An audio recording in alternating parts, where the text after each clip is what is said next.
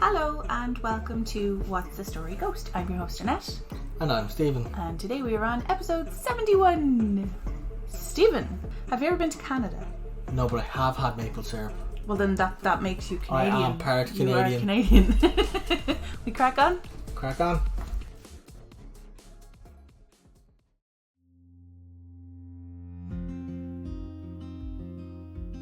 I usually start an episode with an explanation of why I chose the subject or how the rabbit hole I fell down led to it.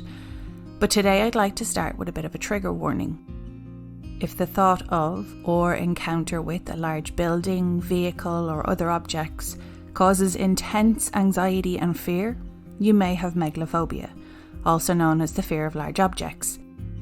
So for some people that could be a building, for others it could be a canyon or a sheer cliff. I also mention it because despite having never had any issue with small or confined spaces, the minute my YouTube algorithm wrongly assumes I want to watch something to do with cave diving and I see people squeezing themselves into very tiny spaces, I immediately feel claustrophobic. So my intention is not to frighten you, just a little warning. There's also some mention of decapitated bodies, but I'm sure you gathered that from the title of this episode. And also, this episode is going to be really long. We began our story in the far northwest of Canada, in the aptly named Northwest Territories. It is a massive area of land and is virtually uninhabited. Now, I did say virtually, so it's not completely empty, but to really drive home the size of the area versus the population, consider the following. Germany has a population of 83 million people. The Northwest Territories are nearly 4 times the size of Germany, but with a population of only around 44,500 people. So imagine dense forests, huge mountains, massive rivers and lakes, and lots of really big animals. Now I like a little hike as much as the next person, but this is in no way, shape or form a little hike. Even for the most experienced outdoorsmen and women, this is a massive undertaking. I want to say Steven would give it a go, being an experienced scout leader, but we have nothing even remotely like it here in Ireland, where one could get some practice done. It's been described as truly hazardous, so I will have to pull out my bossy wife card and say he's not allowed go. I want to go. Let me read you the story, and then you can decide if you want to go. I want to go now. I might not want to go later. No. Right in the middle of the Northwest Territories is perhaps the most hazardous stretch. It's a 28,500 square kilometre expanse of pure wilderness named Nahanni Valley. Nahanni Valley was made into a national park in 1976, but be under no illusion that the title national park means that there are tourist attractions or family activities or even roads to get to it. No, the only way into the park is by plane, by boat up treacherous White Rapid rivers, or if you're really in touch with nature and are one with the land, a very arduous hike. But if you're willing and able to get to it, it will be worth the journey. A piece of land virtually untouched by man is a splendid thing. And this place is a little slice of heaven, even if you have to go through hell to get there. But here's the kicker.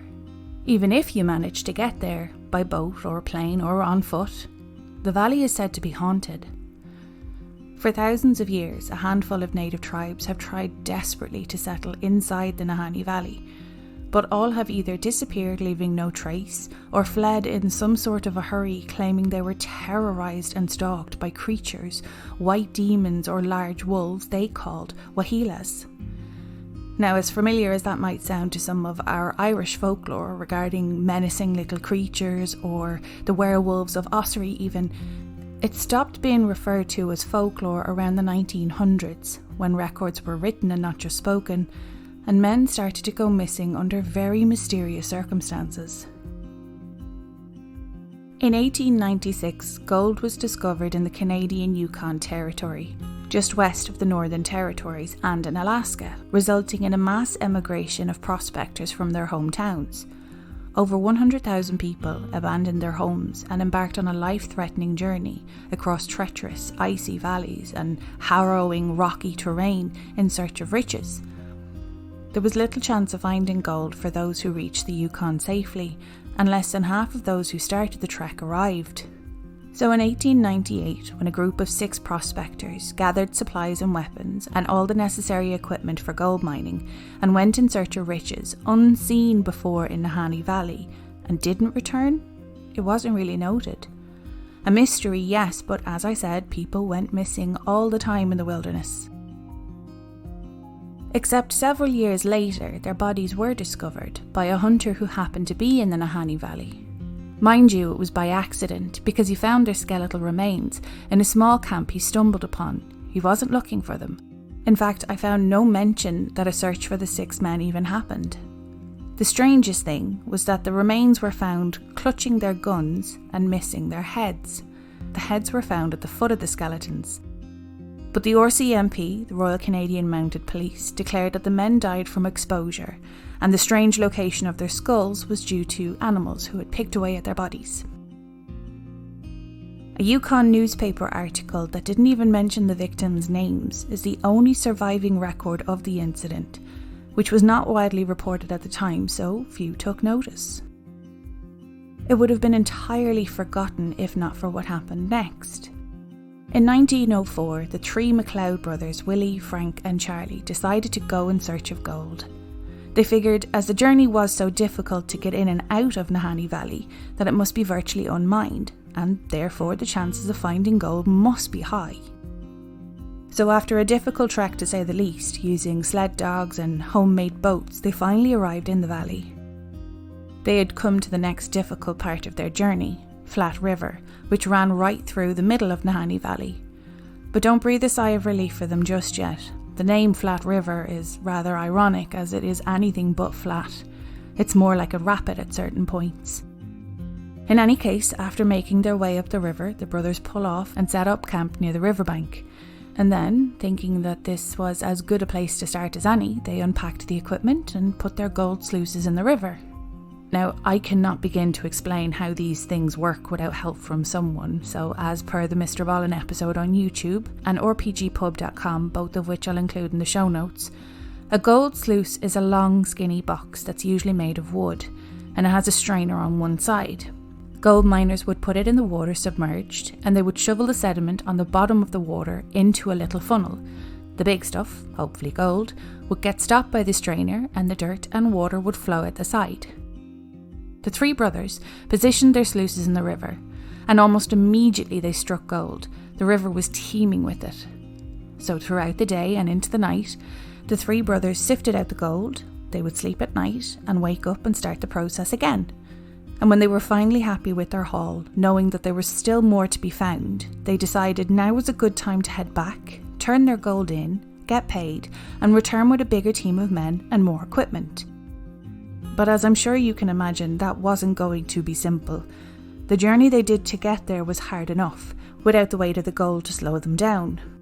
But none of that mattered, because after packing up all their equipment and loading their supplies back into the boat and starting their journey back upriver, almost as if the valley didn't want them to take the gold, very early on their boat capsized and broke apart under the strength of the rapids. Losing most of their supplies and all of the gold they collected, they dragged what they could back to shore. Devastated at their loss, they had few choices. They could admit defeat, wipe their hands of the whole project and go home, or, with the only sluice they managed to save, they could go back to their original site and just collect enough to regroup and to finance a larger team to come back. They managed to salvage some wood from their boat, and with some wood from nearby trees they built another boat and made their way back to the site of their original camp. They placed the sluice in the exact same spot as before, shoveled the sediment on the bottom of the water into the little funnel, and repeated this action. But there was no gold this time. Not a trace, not a single nugget. That night the men retired to bed feeling exhausted and defeated. They now had to choose the other option, admit defeat and go home. So the next morning they gathered what was left of their equipment and supplies, and they got back on Flat River. Being a little bit more wary and cautious this time, they were able to make their way out of the valley. No sooner were they home, the 2 youngest brothers, Willie and Frank, started to discuss the next trip back into Nahanni Valley. They already knew there was gold there despite not finding any the second try. They still felt the itch to go back as soon as possible and get started again. But the eldest brother Charlie, seeing beyond the gold and realising that they were very lucky to have gotten out alive, didn't share his brother's enthusiasm. Yes, he wanted the gold, but decided to pass on the opportunity. So Willie and Frank set out to find a third person for their crew. A friend of theirs named Robert Weir agreed to join them, and they spent that winter making preparations, this time planning to go for an extended period of time and bring back as much gold as they possibly could. In the spring of 1905, the men were ready and set out on the journey back into the valley. They had spoken with their brother about how long they expected to be gone, so when weeks turned into months, Charlie just assumed they must have likely struck it rich and didn't want to leave until they had found all that they could find. Besides, they had brought ample supplies and provisions with them, and all three were experienced woodsmen. He had survived being capsized and building another boat so they could return, so he knew his brothers could face whatever came their way. But when weeks and months turned into another year of no contact, Charlie decided he had to go in search of his brother and his friend, if only just to ensure that they were okay. So a team of 5, including Charlie and 4 other men local to his town, set off on an expedition back into Nahanni Valley. After yet another long and punishing journey, the search party made its way onto Flat River. They followed the dangerous rapids while scanning the left and right riverbanks in hope of seeing maybe a campsite, something to show the men were still out there and hopefully okay. But they didn't. There was no campsite, no equipment, no sign of life at all. They finally made their way up to the very end of Flat River. Actually, I should say the beginning of the river, because it's where the river breaks off from a much larger river called the South Nahanni River, where the route they were on takes a very sharp turn. Not metaphorically, it's literally a 45-degree turn called the Big Bend, and as soon as you make that turn, it dumps you into this 10-mile stretch of river called Second Canyon. The South Nahanni River is about 350 miles long. Along it, there are 4 canyons that the water passes through. These canyons are massive. The only way I can describe it to the listeners is to forget the word valley altogether. It's not a river with swooping green hills on either side. There's an aerial photo of this place. I will try and include it in the Instagram post. But it looks like a beautiful, lush, green, mountainous landscape with this deep, dark, zigzag, earth cracked down the middle canyon that leads to nowhere you want to go. This is where you'll find sheer cliffs on either side of the river that shoot up to 3,000 feet, and in some parts the water is actually just as deep. Second Canyon itself is quite unique. The cliff faces are incredibly sheer and have little or no shoreline on either side.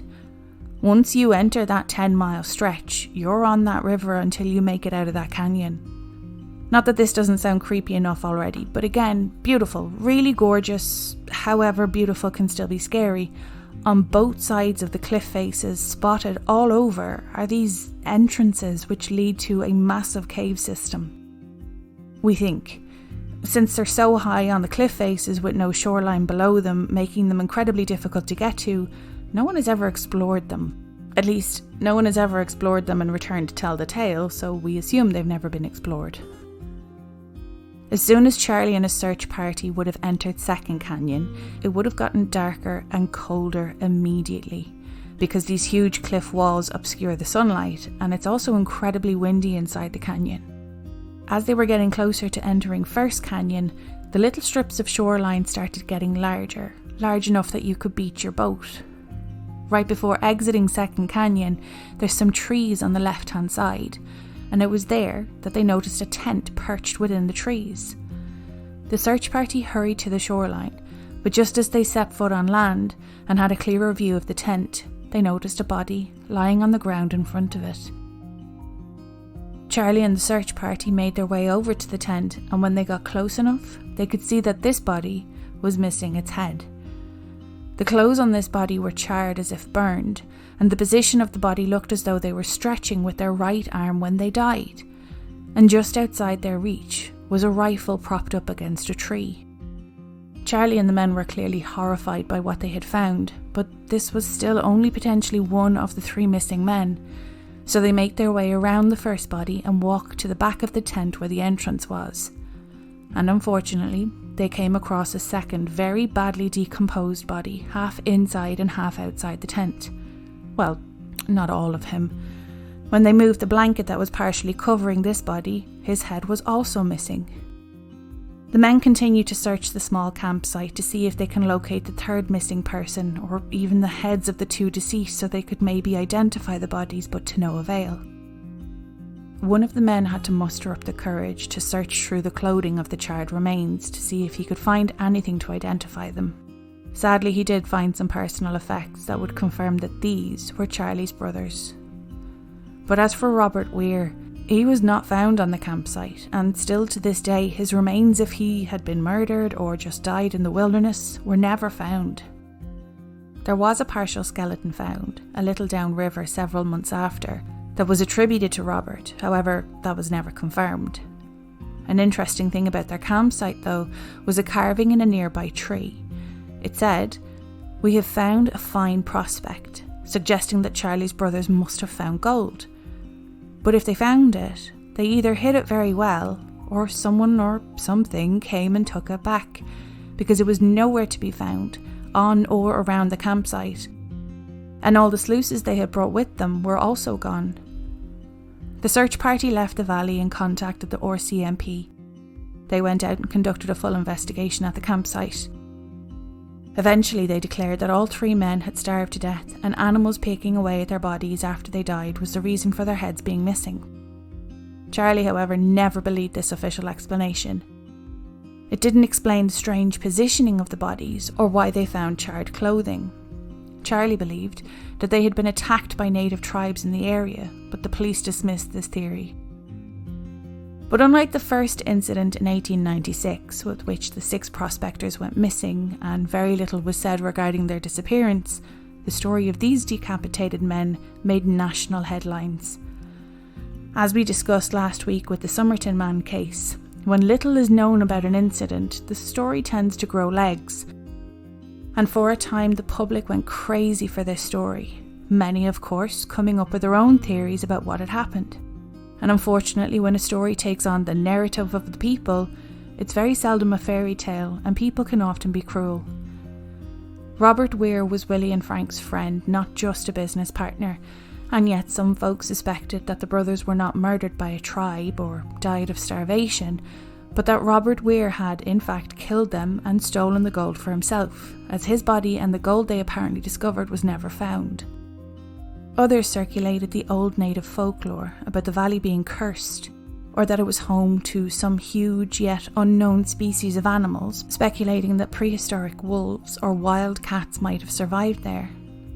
Either way, once people heard the story, combined with news now spreading that this was not the first incident of decapitation in Nahanni Valley, the area was renamed the Valley of Headless Men, later shortened to Headless Valley, a name that wasn't simply descriptive, but would become eerily prophetic.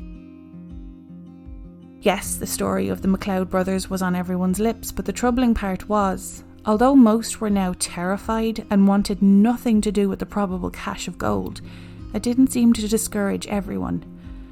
If there was some sort of evil entity causing these deaths, or tribes murdering the men and taking back their gold, they had deterred everyone except for one man.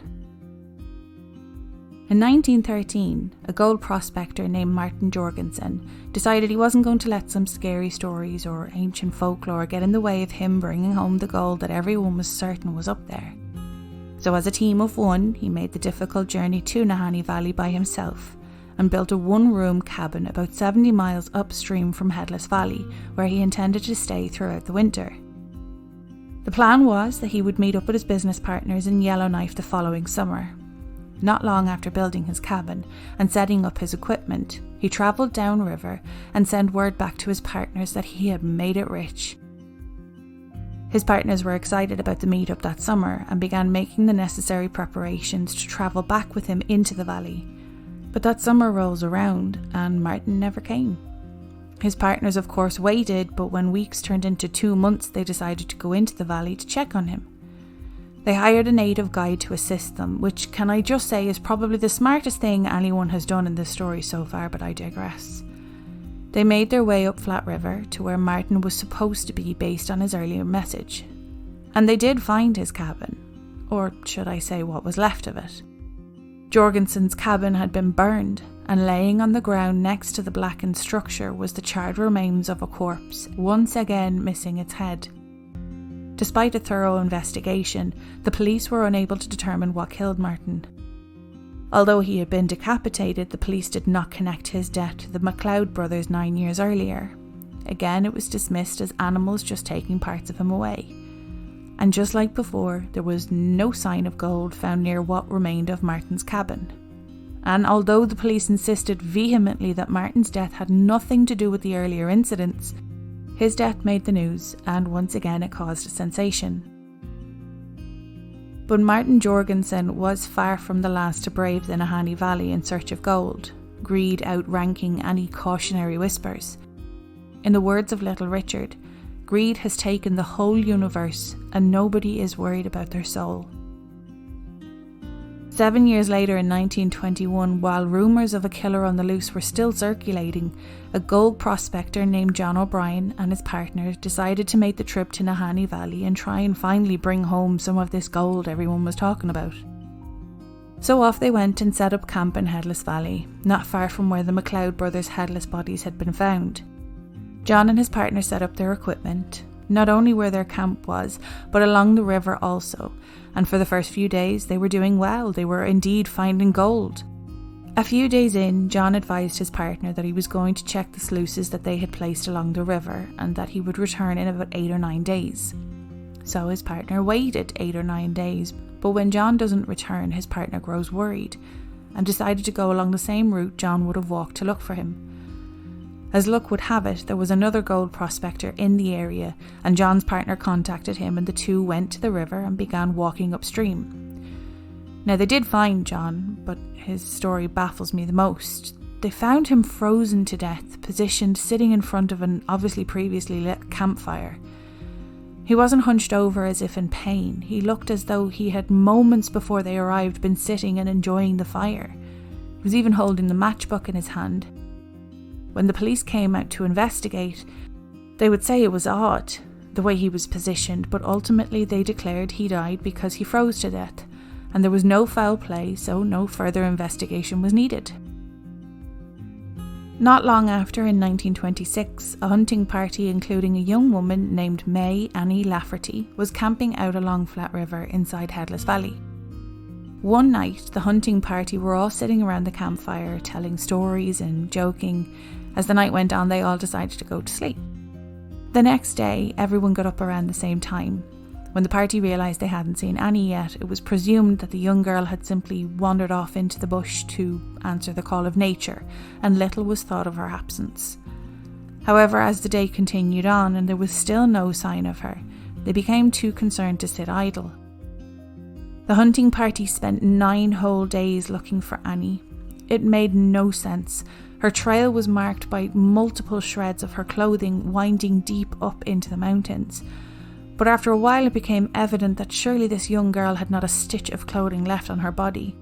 And given that time of year the mosquitoes would have made short work of even the hardiest hunters, they couldn't understand how or where she was still going. There was a huge search conducted, but sadly Annie was never found. When the hunting party returned to civilization and reported the disappearance to authorities, the story eventually made local news. A few months later, a hunter, only identified as Charlie, came forward to the police with an extraordinary account of a night he spent hunting near Third Canyon. In the late evening, he awoke to the sound of rocks falling into Flat River, where he had set up camp overnight. The river was dark but lit by moonlight, and maybe 100 yards away from him he saw a girl, naked and on all fours, running up the side of the cliff. He described her movements as like an animal. But what he remembered most was the expression he saw on her face every time she stopped periodically and looked around, before continuing up the sheer rock, knocking pebbles into the water below. Charlie described it as a rictus grin, like the expression was frozen on her features and her eyes wide and wild. The next morning, Charlie woke up, and though the encounter was disturbing, as we all do when something scares us at night, he dismissed it as a dream. Until he saw the story of May Annie Lafferty in the paper, and realised it was around the same time and location as when he had been in Nahanni Valley. The police dismissed his story. Even if it were true, there is no way anyone could have survived naked in the mountains, so it was never investigated. After her disappearance, the creek in which she disappeared was named May Creek in her memory. 4 years later, in 1931, another gold prospector named Phil Powers went to Headless Valley in search of gold. He found a nice spot just outside Flat River and built a cabin, but not long after building it, his cabin burnt to the ground with him inside it. Now, I'm sure you're seeing a pattern here, and he obviously didn't survive, but the strange thing about his death was when they found his skeleton and established where the fire had started, it turns out that the fire started on the roof, and he could have easily crawled out of the cabin, so people believed that he may have been murdered and the fire was set. However, the police said it was an accident, and the fire was caused by something Phil did with the stovepipe that led to the roof catching fire, and that it was all just one big accident. 5 years later, in 1935, two more gold prospectors, William Epler and Joseph Mulholland, entered the Headless Valley in search of gold. But again, shortly after arriving and getting set up, they went missing. The search party came out to look for William and Joseph, but they were never found, and no one has any idea what happened. 9 years later, in 1945, Ernest Savard entered the Headless Valley looking for gold. And when he missed the intended rendezvous with some of his partners, they went looking for him. They found him inside a sleeping bag, laying down and again decapitated, right along Flat River inside Headless Valley. Police came out and they did an investigation, but called it an accident, saying he starved to death or died of hypothermia, and after he was dead, animals took his skull away. In 1946, John Patterson went into Headless Valley, went missing and was never found. But this one was creepier than most for me. On one of the last nights the search party was in Headless Valley, they were camping out near Flat River when some of the native tribespeople came into their camp and warned them about these white figures that would walk through the valley, down near the river or out in the forest. They said, "You really need to be careful, you do not want them to see you." And then the tribespeople just left. Obviously the search party was absolutely horrified. They had heard the rumours, but assumed that they were just that, rumours. But all night, distant howls and screams that they hadn't heard in the previous nights were ringing through the valley, and they were coming from everywhere. They described a feeling of dread, like these things were trying to scare them, to get them to leave. It felt like they were not supposed to be there. From the mid-1940s, there have been fewer reports of strange incidents that occur inside Nahanni Valley. But I think it might be because people finally started to realise bad things happen when you go there. So it's actually fewer people going into Nahanni Valley at all. In recent times, huge regions of the park have been permanently closed off to the public. When asked, the park officials say that this is to protect or preserve those areas of the park. But a lot of people, including myself, believe that this is the park officials' way of keeping people out to keep them safe. No one will ever really know what happened in any of the incidents I noted today. Police did all the investigating they could with the information that they had. But how do you investigate what you cannot see? What do you think of that story? That was really good. Yeah? Yeah, it was a good long story. I enjoyed it. I didn't know what to leave out, so I probably did forget a couple of names. There's been tons, and it might seem like I'm just listing off missing persons cases, but I just needed to really drive it home that nobody found the gold. So anyone that went in came back, and if anyone did come back out, they had a horrible experience. Yeah. And if they didn't come back out, their heads were all missing. Yeah, and that's not good for you. From what I know from Bones, CSI, you name the crime scene investigation or true crime show that I've watched, generally when bears or wild animals are at, this is going to sound really gruesome, but generally when they're at a body that's dead, if they pull the head away, the rest of the bones kind of tend to get scattered. But these bodies were all perfectly fine and intact, just their head was missing. So it just seems a little bit too I don't know, Stephen. I'm imagining anyway. The whole way through, I was imagining a cross between. Do you ever see the film The River Wild? No. It's a great film, and it's about a family that takes a vacation, and the mother's ex rafter, and she wants to bring her family down the river, and it's. I think it was. I was googling it. It was it's Flathead River. It's not the same river though. No, I doubt it. And Second Canyon was the name of. Oh, you're asking me. Sorry, no, that was called Flat River. Go on. She was going down the river with her family, and then they get interrupted by some criminals who kind of take over their trip, and she has to navigate her family and these criminals down the river, and she's like the only person in years that's been able to go down the river. Because these guys can't do it, but they robbed something, and she's to get them and down. Oh my god, this story sounds amazing. Yeah, they're holding her and her family hostage, and then she has to rescue them by the end of it. But also, if you cross that film with Yukon Gold Hunters, then you've got the Flatbed Story. But I don't know if there has been, and if any of our listeners do actually know of a movie, even if it's not a very popular or a big movie with a small cast or whatever. I love Hallmark movies. If anyone knows of a movie that's been made about this, let me know, because I would love to watch it. I will include in the show notes all of the links that I used. I don't think I've ever used many sources as I did for this episode, because there's just so much in it. But while I'm reading it, it's very seldom that I'm reading something and then audibly gasping at the same time when I'm reading stuff. Like, I felt so bad when the search party arrived and Charlie got confirmation that it was his two brothers. Like, that's heartbreaking, because he didn't go with them, and as an older brother, does he feel guilt that he wasn't there to protect them, or does he think, how could he though, really? Which is an ironic part of the character listings that I have. Go on. Okay, so I started off with 3 main characters, but then you threw a curveball and added a 4th one in there. So Willie, Frank and Charlie. Okay, yes. So Willie, Billy Crystal. Okay. Frank, played by Daniel Stern. Who's Daniel Stern? Daniel Stern, you'll know him as Marv in Home Alone. Oh yeah, never mind, don't need to Google that. Go on. And then Jack Palance played Charlie. So these guys are in a movie together. Billy Crystal plays Mitch, Daniel Stern plays Phil, and Jack Palance plays Curly in City Slickers. That's the movie with the cowboys that you showed me, isn't it? They were city folk, and then they decided to go out and do a holiday tour. They weren't.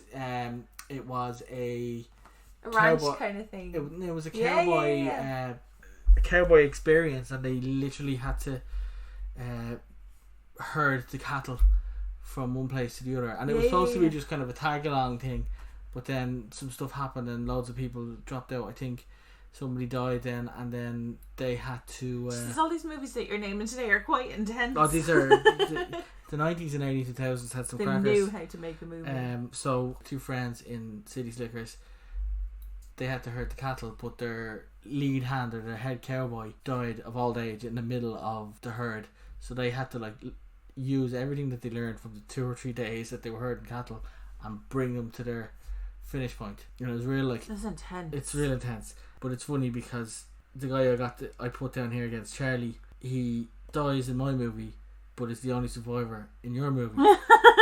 So then we needed one other person that has Robert Weir, so has some experience in the wilderness. Yes. And Tom Hanks is no your man. better man. No better man. And that's all I have. Oh my god, maybe he is living in a cave somewhere. Well, I'd say 1900 dot. He's probably dead now at this stage. But maybe he found a way of getting up. Those caves freak me out. There's a couple of pictures. I imagine that the only reason we know that they're a system of caves is because someone has managed to get to them from above ground or above the cliffs. Now, I showed you some of the pictures of this place. It is stunning on top, on the surface. An aerial photograph of this place is beautiful. But then there's one photo where the Big Bend is, the 45-degree angle one, and you can see how tiny the canoes are that are doing like a day tour or whatever they do now. I think now to gain entry to Nahanni Valley, or at least that particular stretch, I think it's a helicopter ride. I could be wrong. I'd say it's quite expensive to do, but it would be so worth it. The place is absolutely stunning. But Jeannie Mackers, it looks like something. Now, I've never seen any of the Lord of the Rings, but I imagine Mordor when I'm thinking this place is, and that's why I had a bit of a warning at the beginning, because those kind of sheer cliffs would be absolutely terrifying for someone who is, granted it had the opposite effect on me the first time you brought me down to Killary and I saw the mountains, and it was literally like they were 10 feet away from me and then they just went up. I'd never seen mountains like that before. I've been on the mountains that they film Lord of the Rings. See, I'm not able for that. It's kind of like Cliffs of Moher. Yeah. For some people that could be extremely jarring, and I'm just and it's funny because I used to work for a car rental company, especially in the airport. When I was there, people would be coming over and they'd be like, oh my god, where should we go and visit? And I'd have a list of places, and my list consisted of places that I really wanted to go but I hadn't been myself, and I'm like, I'm sending all these American and Canadian and European people off to these places that they're going to do before I do. But the Cliffs of Moher are definitely one. Giant's Causeway, that could freak people out. I never, the whole megalophobia thing didn't really, that's the rabbit hole I fell down. That's why I ended up on this story.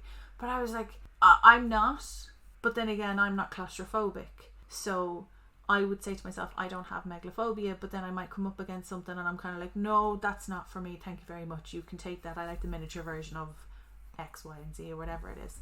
But it was an intense episode, and it was definitely long. We have one listener who was constantly on at me saying, oh god, that sounded like you could do it a part 2. There will be no part 2. This is all of it. Okay, this is it.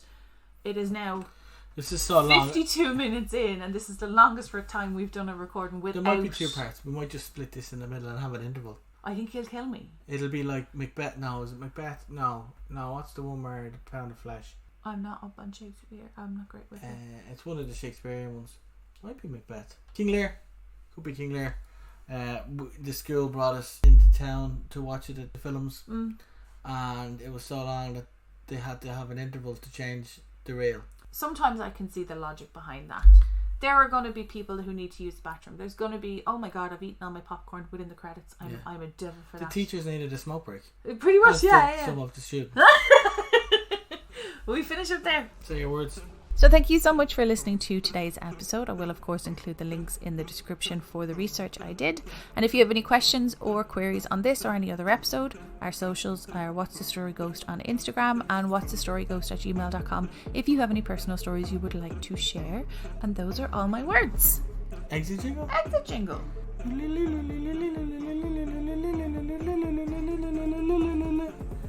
Bye. Was that Flight of the Bumblebee?